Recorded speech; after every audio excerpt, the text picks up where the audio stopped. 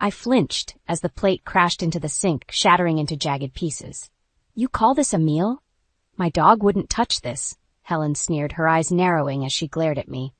It was a familiar scene, one that had played out countless times since my father, Robert, had brought his new wife into our lives. What had once been a warm, inviting home now felt like a battlefield, with each day bringing fresh volleys of criticism and contempt.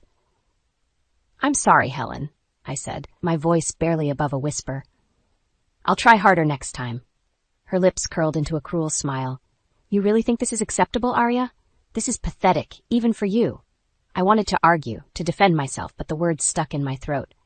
Helen had a way of deflating me, of making me feel small and inadequate, so I simply nodded and began cleaning up the mess, my hands trembling as I swept the shattered ceramic into a dustpan. As I worked, my mind drifted back to happier times, when it was just my father and me in our cozy home on the Oregon coast. Back then, life had been simple, if not always easy. Dad worked long hours on his fishing boat, leaving me to fend for myself more often than not. But I didn't mind. I relished the independence, the freedom to explore the rugged shoreline and lose myself in the rhythmic crash of the waves. Those were the moments when I felt truly alive, untethered from the weight of expectation and judgment. In those moments, I was just Arya. Not the disappointing daughter, the failure in the kitchen, or the constant source of frustration for my stepmother. But those moments were few and far between these days. Ever since Dad had brought Helen into our lives, everything had changed. She had swept in like a hurricane, rearranging our lives to suit her whims and leaving a trail of chaos in her wake. At first, her warmth and enthusiasm had been a welcome change. She had filled the void left by my mother's absence, offering a maternal presence that I had craved for so long. But that warmth had quickly given way to something far colder, far more insidious. Helen was never satisfied, never content. No matter how hard I tried, it was never enough. The meals I cooked were inedible, the house was never clean enough, and my grades were always subpar. I was a constant disappointment, a never-ending source of frustration. And yet, through it all, Dad remained strangely detached, as if he were oblivious to the turmoil brewing in our home. He was so consumed by his work, so desperate to provide for us, that he seemed blind to the emotional toll Helen's constant criticism was taking on me. As I finished cleaning up the mess, I caught a glimpse of my reflection in the kitchen window. My eyes were red-rimmed and puffy, my cheeks stained with tears I hadn't even realized I'd shed. In that moment, I felt utterly alone, adrift in a sea of disappointment and despair. But deep down, a flicker of hope still burned. I knew that one day I would escape this suffocating existence. One day, I would find a place where I could breathe freely, where I could be myself without fear of judgment or ridicule. And so I clung to that hope, letting it sustain me through the darkest moments. Because as long as that flicker remained, there was a chance for a better life, a chance to find happiness and acceptance, a chance to finally be free. The sun-baked Nevada desert stretched out before me as the moving truck rumbled down the highway, leaving the lush green forests of Oregon behind. My heart ached with every mile that separated me from the familiar comfort of home, but Dad's words echoed in my mind like a mantra. "Arya, you know you can't stay here forever. Nevada's a whole new world, waiting for you."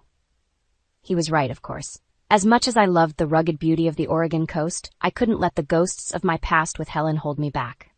College was my chance to start fresh, to forge my own path and leave the pain and disappointment behind. The first few weeks were a whirlwind of new faces, unfamiliar streets, and endless syllabus readings. I felt adrift, a small fish in a vast ocean of opportunity and uncertainty. But then I met Sarah and Tim, two kindred spirits who quickly became my anchors in the storm. Sarah was a force of nature, with a sharp wit and a contagious enthusiasm that drew people to her like moths to a flame.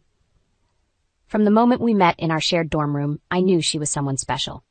Someone who wouldn't let me wallow in self-pity or doubt. "Come on, Arya," she'd say, grabbing my hand and dragging me out of my shell. "We're not going to spend another night holed up in this shoebox. There's a whole city out there waiting for us."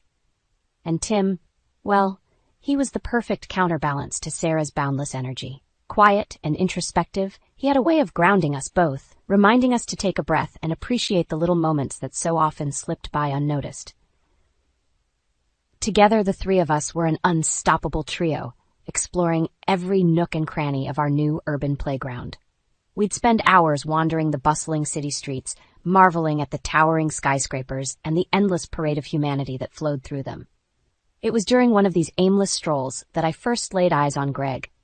He was standing outside a trendy cafe, his tailored suit and perfectly coiffed hair setting him apart from the sea of students around him. There was an air of confidence about him, a magnetic pull that drew my gaze like a moth to a flame. "Who's that?" I asked Sarah, nodding in Greg's direction. She followed my gaze and let out a low whistle. "That's Greg Miller. He's some big-shot real estate developer. Word is he's got more money than God." I couldn't help but be intrigued. Greg represented everything that was foreign to me: wealth, power, and sophistication.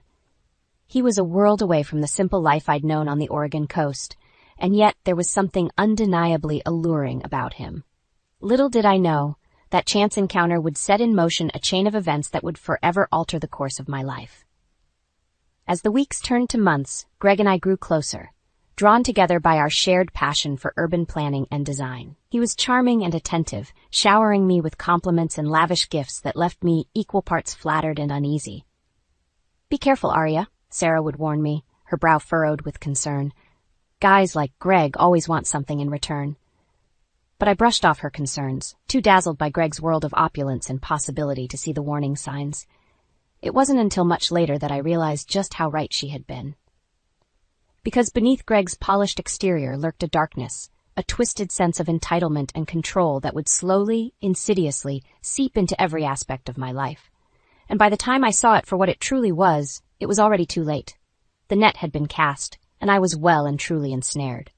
The diamond on my finger sparkled like a captured star, refracting the warm Nevada sun into a kaleidoscope of colors. It was beautiful, extravagant, a symbol of Greg's wealth and status that should have filled me with joy. But as I admired the ring, a knot of unease twisted in my gut. "Arya, you deserve a wedding as grand as the love you and Greg share," Evelyn gushed, her perfectly manicured nails clinking against her champagne flute. "Money is no object. We'll make this the event of the season." Her words should have been reassuring, but there was an undercurrent of calculation in her tone that set me on edge. Evelyn was a force to be reckoned with, a woman who brooked no opposition when it came to getting her way. And in that moment I realized that this wedding wasn't just about celebrating my love for Greg, it was about solidifying my place in the Miller family, about proving my worth to the matriarch who held the purse strings. The months leading up to the big day were a whirlwind of fittings, tastings, and endless decisions. Evelyn was at the center of it all, orchestrating every minute detail with military precision. "The floral arrangements need to be more vibrant, more striking," she'd bark, waving a dismissive hand at the sample bouquets the florist had painstakingly assembled. "This is supposed to be a celebration, not a funeral." Her critiques were relentless, her standards impossibly high. No matter how hard I tried to meet her expectations, it was never quite enough. Greg, for his part, seemed content to let his mother take the reins. He'd nod along dutifully, offering the occasional placating remark whenever Evelyn's demands grew too outrageous. "Mother, I'm sure Arya has a vision for how she wants things to look," he'd say, draping a reassuring arm around my shoulders. But his words rang hollow, and we both knew that Evelyn's vision was the only one that mattered. As the big day drew closer, the tension between us mounted. Evelyn's criticisms grew more biting, her demands more outrageous. It was as if she was testing me, pushing me to my limits to see how much I could endure. And I, foolishly, endured it all. I told myself that it was just pre-wedding jitters, that once we were married and settled into our new life together, things would be different. Greg loved me, and that was all that mattered. But deep down, a voice whispered that this was only the beginning, that the control and manipulation I was experiencing now was merely a taste of what was to come. On the day of the wedding, I stood before the mirror in my opulent gown, a vision of ethereal beauty that should have taken my breath away. But all I could feel was a sense of dread, a heaviness that weighed on my shoulders like an anchor. "You look stunning, my dear," Evelyn cooed, sweeping into the room with a flurry of chiffon and perfume. "Greg is a lucky man." Her words were meant as a compliment, but they felt more like a warning, a reminder that I was the one who had been chosen, that my worth was inexorably tied to the approval of this woman who held such sway over my future. As I walked down the aisle, the weight of Evelyn's expectations seemed to press down on me with every step. Greg's smile was broad and genuine, but it did little to quell the rising sense of unease that threatened to consume me.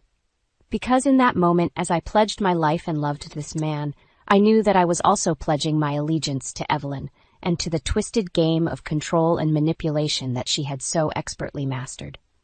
Little did I know just how high the stakes of that game would become, or how steep the price of my compliance would be.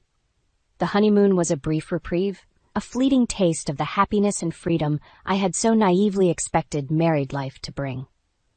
But as soon as we returned to Evelyn's sprawling estate, the facade began to crack. At first, her demands were small, little critiques about how I organized the kitchen or the way I folded the towels in the linen closet. A true lady's home should be a sanctuary of order and grace, she'd sniff, her perfectly coiffed brow arched in disapproval. I tried to brush it off, to laugh it off as the harmless eccentricities of an overbearing mother-in-law. But as the weeks wore on, Evelyn's grip tightened, her criticisms growing more pointed, more personal. "Evelyn, can you help with the laundry today? I've got so much schoolwork," I timidly asked one afternoon, my arms laden with textbooks and class notes. She dismissed me with a wave of her perfectly manicured hand, her lips curled in a sneer of disdain. "Honestly, Arya, must I do everything around here? A woman of your age should be able to manage simple household tasks." The words stung like a slap to the face, but I swallowed my pride and retreated to the sanctuary of my study, my cheeks burning with shame. It was easier to retreat, to avoid confrontation, than to risk incurring Evelyn's wrath. But with each retreat, with each concession, I felt a piece of myself chipping away. The confident, ambitious woman I had once been was slowly being eroded by Evelyn's constant belittling and criticism. Greg, ever the dutiful son, remained willfully blind to his mother's toxic behavior. He was too busy climbing the corporate ladder, too consumed by his work to see the toll it was taking on me. "Mother knows best, Arya," he'd say with a dismissive chuckle whenever I dared to voice my concerns. "She's just trying to help you become the perfect wife and homemaker." But Evelyn's idea of help was twisted. Her version of perfection, a gilded cage that threatened to suffocate me. She wanted to mold me, to reshape me into her own image, a docile, subservient trophy wife whose sole purpose was to serve and obey. And slowly, insidiously, her poison seeped into every aspect of my life. My studies, once my passion and escape, became a burden, a source of frustration for Evelyn, who saw them as a distraction from my wifely duties. "You're spreading yourself too thin, dear," she'd snatching my textbooks from my hands and depositing them on a high shelf, out of reach. "Let's focus on what's truly important, shall we?" I wanted to rebel, to scream and fight and claw my way out of this gilded prison. But the more I struggled, the tighter Evelyn's grip became. She was always one step ahead, anticipating my every move and countering it with surgical precision. It was a slow, insidious form of torture, a war of attrition waged not with fists or weapons, but with words and subtle manipulations. And I, the naive, trusting fool that I was, fell victim to her machinations time and time again. Until finally one fateful night, everything came to a head. It was a simple mistake, a momentary lapse in concentration that led to a burnt casserole and a kitchen filled with acrid smoke. But to Evelyn, it was the ultimate transgression, an unforgivable failure that unleashed a torrent of fury unlike anything I had ever witnessed. "This is completely unacceptable," she raged, her perfectly coiffed facade crumbling as she hurled the ruined dish against the wall. "You're failing Greg and me at every turn. How can we expect you to be a proper wife and mother when you can't even manage a simple meal?" Greg, ever the loyal son, sided with his mother, his silence a deafening endorsement of her vitriol. And in that moment, something inside me broke. As Evelyn's cruel words washed over me, I felt the last vestiges of my former self slipping away, replaced by a hollow emptiness that threatened to consume me. I was adrift, lost in a sea of despair and hopelessness, with no lifeline in sight. But deep within that emptiness, a spark flickered, a glimmer of defiance, a refusal to surrender to the darkness that threatened to engulf me. And in that moment, I made a silent vow. One day, I would escape this gilded cage. One day, I would reclaim the life that had been stolen from me. And when that day came, Evelyn and her twisted machinations would be nothing more than a distant memory, a cautionary tale of what happens when one woman's lust for power and control goes too far. The shrill blare of the alarm clock jolted me awake, its insistent beeping cutting through the haze of exhaustion like a knife. I fumbled for the snooze button, my heart already pounding with dread at the realization that I had overslept. In the Miller household, punctuality was a cardinal sin, a sign of disrespect and incompetence that Evelyn would not tolerate. As I scrambled out of bed, my mind raced with excuses, desperate to find a way to placate the woman whose wrath I had come to fear more than anything. But it was too late. By the time I made it downstairs, the acrid smell of burnt food hung thick in the air, a telltale sign of my failure. What is the meaning of this? Evelyn's voice cut through the silence like a whip, her perfectly coiffed exterior betraying none of the fury that simmered beneath. I opened my mouth to explain, to beg for her understanding, but the words died on my lips as she swept into the kitchen, her eyes narrowing at the charred remains of what was supposed to be our evening meal. "This is completely unacceptable," she spat, her delicate features contorted into a mask of rage. "You're failing Greg and me at every turn. How can we expect you to be a proper wife and mother when you can't even manage a simple meal?" The words stung like a physical blow, driving the air from my lungs and leaving me reeling. I wanted to defend myself, to remind her of the countless nights I had spent poring over textbooks, sacrificing sleep to keep up with the demands of my coursework. But Greg's silence was deafening, a tacit endorsement of his mother's vitriol that left me feeling utterly alone and powerless. "I'm sorry," I finally managed to choke out, my voice a mere whisper. "It won't happen again." Evelyn scoffed, her perfectly manicured nails drumming an impatient staccato on the marble countertop. "Sorry isn't good enough, Arya. Actions have consequences, and it's high time you learned that lesson." Her words hung in the air like a threat, a harbinger of the fresh torment that was surely to come. In that moment I felt the last vestiges of hope slipping away, replaced by a cold, hollow despair that threatened to consume me. The days that followed were a blur of punishment and humiliation, as Evelyn sought to break me down and rebuild me in her own twisted image. She stripped me of my autonomy, my freedom, dictating every aspect of my life with an iron fist. "You've proven yourself incapable of managing even the simplest tasks," she sneered, confiscating my car keys and credit cards. "From now on, you'll do as I say, when I say it. No arguments." And I, too beaten down and broken to resist, obeyed. I followed her orders to the letter, a hollow shell of the woman I once was, stripped of my ambitions and my sense of self. Greg, ever the loyal son, remained steadfastly on his mother's side, his silence a tacit endorsement of her cruelty. He watched impassively as she systematically dismantled my life, offering no comfort or support as I spiraled deeper and deeper into despair. The only solace I found was in the fleeting moments when Evelyn would leave the house, granting me a brief respite from her oppressive presence. In those precious hours, I would retreat to the sanctuary of my study, surrounding myself with the books and papers that had once been my passion. But even that small comfort was short-lived, as Evelyn soon caught wind of my distractions and moved swiftly to eliminate them. "This is unacceptable," she snapped, sweeping into the room and snatching my textbooks from my hands. "Your focus should be on your duties as a wife and mother, not these frivolous pursuits." With a flick of her wrist, she tossed the books onto the highest shelf, out of reach and out of sight. The message was clear. My dreams, my ambitions, were no longer welcome in this gilded prison she had crafted for me. As the weeks turned to months, I felt myself slipping further and further into a dark abyss, my sense of self eroding with each passing day. Evelyn's control was absolute, her grip tightening with every concession I made, every piece of myself I surrendered. But deep within that darkness, a flicker of defiance still burned, a spark of resistance that refused to be extinguished, no matter how relentless the onslaught. And it was that spark, that glimmer of hope, that would ultimately light the way to my salvation.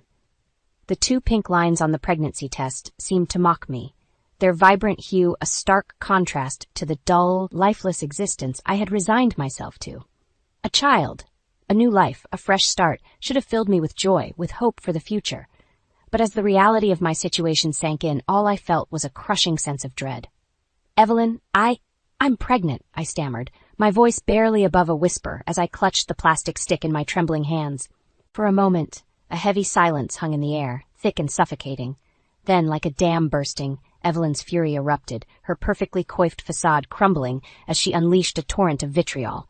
"A child? In this mess?" she spat, her eyes blazing with contempt. "You can barely run a household and now you're bringing a baby into it?" Her words cut deep, reopening the wounds of self-doubt and inadequacy that she had so carefully cultivated over the past months. I opened my mouth to defend myself, to remind her of the dreams and ambitions I had once harbored. But the words died on my lips as she advanced on me, her perfectly manicured nails digging into my arm like talons. "This is unacceptable, Arya," she hissed, her voice low and menacing. "You've proven time and again that you're incapable of meeting even the most basic expectations. How can we trust you to care for a child?" Tears stung my eyes, but I blinked them back, refusing to show weakness in the face of her onslaught. Deep down, a part of me still clung to the hope that this child, this innocent new life, might be the key to breaking free from Evelyn's suffocating grip. But as the days turned to weeks, it became painfully clear that my hopes were misplaced. Evelyn's disdain only intensified, her criticisms and demands growing more relentless with each passing day. "You're already failing as a mother, and the baby isn't even born yet," she would sneer, her perfectly painted lips curling into a cruel sneer as she scrutinized my every move. Greg, ever the dutiful son, remained steadfastly on his mother's side, offering no support or comfort as I navigated the physical and emotional turmoil of my pregnancy. His silence was deafening, a tacit endorsement of Evelyn's cruelty that left me feeling utterly alone and powerless. In those dark moments, when the weight of Evelyn's expectations threatened to crush me, I would retreat to the sanctuary of the nursery, surrounding myself with the soft pastels and gentle curves that promised a world of love and warmth for my unborn child. It was there, in the quiet solitude of that room, that I began to hatch my plan. A daring, desperate bid for freedom that would require every ounce of courage and resilience I could muster. With painstaking care, I began to squirrel away what little resources I could. A few dollars here, a spare set of clothes there, anything that might aid in my eventual escape. It was a dangerous game, one that demanded absolute secrecy and stealth, for if Evelyn caught even a whiff of my intentions, the consequences would be unthinkable. But the closer I drew to my due date, the more emboldened I became. The thought of bringing an innocent child into this toxic, oppressive environment was more than I could bear. I had to break free, for both our sakes. And so, I bided my time, playing the role of the obedient, subservient wife and mother-to-be that Evelyn demanded, all the while plotting my escape. Little did I know, however, that Evelyn was always one step ahead, her watchful eye ever vigilant for any sign of rebellion or defiance. It was a mere 2 weeks before my due date when she made her move, sweeping into the nursery like a force of nature and upending my carefully laid plans with surgical precision. "Looking for this?" she sneered, dangling a tattered backpack, the one I had stashed with my meager supplies, from her perfectly manicured fingertips. In that moment, my heart plummeted, the fragile hope I had clung to shattering like glass against the cold, hard reality of Evelyn's control. "Did you really think you could hide this from me, Arya?" she taunted, her voice dripping with contempt. "This pathetic little escape plan of yours? You're mine, now and forever, and it's high time you accepted that." As her words washed over me, a chill of dread settled deep in my bones. Evelyn had won, for now, but even as she tightened her grip, even as the walls of my gilded cage closed in around me, I knew that this was not the end. Somewhere, deep within me, that spark of defiance still flickered, fueled by the love I felt for the tiny life growing inside me. And one day, when Evelyn least expected it, that spark would ignite into a blaze of resistance, a fire that would consume her twisted machinations and set me free once and for all. The envelope felt like a lead weight in my trembling hands, its innocuous appearance belying the explosive contents within. Sarah's familiar scrawl adorned the front, a reassuring reminder that I was not alone in this desperate bid for freedom. "It's now or never, Arya," I whispered to myself, my voice barely audible over the thunderous pounding of my heart. "You've got to do this for your baby and yourself." With trembling fingers, I tore open the envelope, revealing the neatly printed instructions that would serve as my lifeline, my path to salvation from Evelyn's oppressive clutches. Every detail was accounted for, from the burner phone and cash stashed in a nearby safe house, to the meticulously planned escape route that would lead me back to the safety of my father's embrace in Oregon. Sarah and Tim had thought of everything, their unwavering loyalty and support a beacon of hope in the darkness that had consumed my life. They were risking everything to help me, and I knew that failure was not an option. The plan was simple, but the execution would be anything but. Evelyn and Greg were scheduled to attend a high-profile real estate conference in Los Angeles, leaving me alone in the sprawling mansion for a precious 48-hour window. It would be my only chance, a narrow opening in the impenetrable fortress of Evelyn's control. And I knew that if I missed it, the consequences would be unthinkable. As the appointed day drew near, I felt the weight of anticipation pressing down on me like a physical force. Every moment was fraught with risk. Every glance from Evelyn or Greg a potential landmine that could blow my carefully laid plans to smithereens. But I held firm, donning the mask of the obedient, submissive wife that Evelyn had so meticulously crafted for me. I played my role to perfection, lulling them into a false sense of security as the hours ticked down. Finally, the moment arrived. I stood on the front stoop, waving goodbye as Evelyn and Greg's sleek town car pulled away from the curb, whisking them off to their glamorous event. As soon as they were out of sight, I sprang into action, my heart pounding with a potent mix of adrenaline and fear. Every second counted. Every move had to be executed with precision and stealth. I grabbed the pre-packed bag from its hiding spot, my hands shaking as I slung it over my shoulder and made my way to the safe house Sarah had arranged. The journey was a blur of darkened alleys and nervous glances over my shoulder, each shadow a potential threat, each sound a harbinger of discovery. But finally, after what felt like an eternity, I reached the nondescript apartment building, its battered door the gateway to my newfound freedom. Sarah was waiting for me, her face a mask of concern and relief as she ushered me inside. "You made it," she breathed, enveloping me in a fierce embrace that threatened to shatter the fragile composure I had so carefully maintained. For a brief moment, I allowed myself to revel in the warmth of her embrace, to bask in the knowledge that I was no longer alone in my fight. But the respite was short-lived, as Tim's urgent voice cut through the silence. "We need to move," he said, his eyes darting nervously toward the window. "Evelyn's people are already combing the city. It's only a matter of time before they start putting the pieces together." And so with a heavy heart, I said goodbye to the city that had once promised so much, trading its glittering skyline for the open road and the promise of a new beginning. The journey back to Oregon was a blur of sleepless nights and constant vigilance as we zigzagged across the country, always one step ahead of Evelyn's relentless pursuit. Every mile that separated us from her oppressive grip felt like a weight lifted from my shoulders, but the fear of discovery never truly abated. It wasn't until I found myself standing on the familiar porch of my childhood home, my father's weathered face etched with concern and relief, that the full weight of my ordeal finally came crashing down. As he enveloped me in his strong, comforting embrace, the dam burst, and I wept. Great, heaving sobs that shook my very being. I wept for the innocence I had lost, for the dreams that had been so cruelly torn from my grasp, and for the child growing within me who would never know the pain and oppression that had marked the first chapter of their life. But amid the tears and the anguish, a glimmer of hope burned bright, a promise of a better future, free from the shackles of Evelyn's twisted machinations. It would be a long road, a journey fraught with challenges and hardships, but for the first time in what felt like an eternity, I was in control of my own destiny. And as I cradled my swollen belly, feeling the gentle flutters of life within, I made a silent vow. Never again would I allow myself to be a victim. From this day forward, I would be the master of my own fate, forging a path paved with resilience and determination, a path that would lead me and my child to the freedom and happiness we so deserved. The gentle lapping of the waves against the rocky shoreline was a soothing melody, a familiar refrain that had been the soundtrack of my childhood.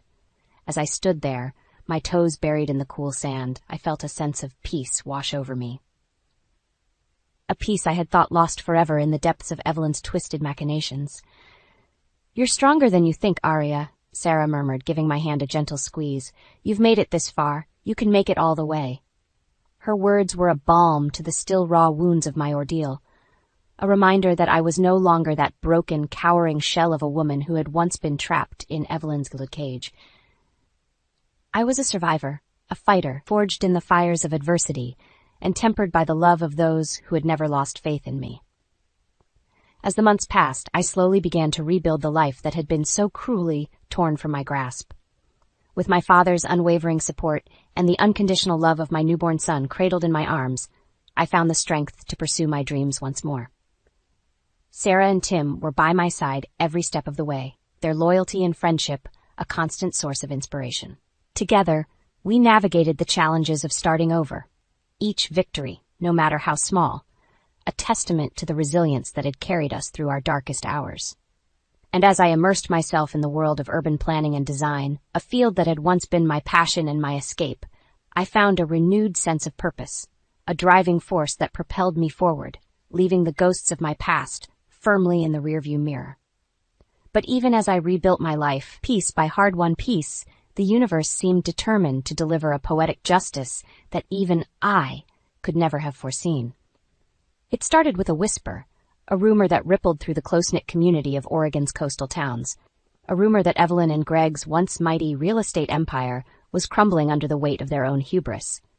At first, I paid it little mind, too consumed with the daily struggles of raising my son and rebuilding my career to spare much thought for the two people who had once held such power over me. But as the whispers grew louder, the details more concrete, I couldn't help but take notice. Apparently, one of Greg's latest developments, a sprawling luxury community built on prime waterfront property, had been devastated by a series of catastrophic floods. The damage was extensive, the result of shoddy construction and a blatant disregard for proper urban planning and environmental safeguards. As the lawsuits and investigations mounted, the once untouchable Millers found themselves in the crosshairs of public scrutiny and scorn. Their wealth and influence, built on a foundation of greed and deceit, crumbled like a house of cards in the face of their own hubris. And at the center of it all was a bitter irony that I couldn't help but savor. The very field that I had once been mocked and belittled for pursuing was now the instrument of their downfall. But even as the Millers' empire crumbled around them, the true extent of their twisted depravity was only just beginning to come to light. As the investigations deepened, a sordid web of lies and manipulation began to unravel, exposing the true depths of Evelyn's obsession with control and dominance. It seemed that Greg had been little more than a pawn in her twisted game, a means to an end in her relentless pursuit of power and wealth. With each new revelation, the once formidable matriarch found herself increasingly isolated, her carefully cultivated facade crumbling under the weight of her own deception. Even Greg, the once devoted son, turned on her in a desperate bid to salvage what little remained of his tattered reputation. And as the Millers' world imploded around them, the whispers of their downfall reached fever pitch, a cautionary tale of what happens when unchecked greed and hubris are allowed to fester unchecked. For me, it was a bittersweet vindication, a reminder that, in the end, the scales of justice have a way of balancing themselves, even in the face of the most formidable adversaries. As I watched the once mighty Millers reduced to mere shells of their former selves, cast out and shunned by the very society they had once lorded over, I felt a weight lift from my shoulders, a burden I hadn't even realized I'd been carrying. Because in their downfall, I saw the ultimate triumph of resilience over oppression, of light over darkness. It was a victory not just for me, but for every person who had ever found themselves trapped in the suffocating grip of someone else's twisted desires.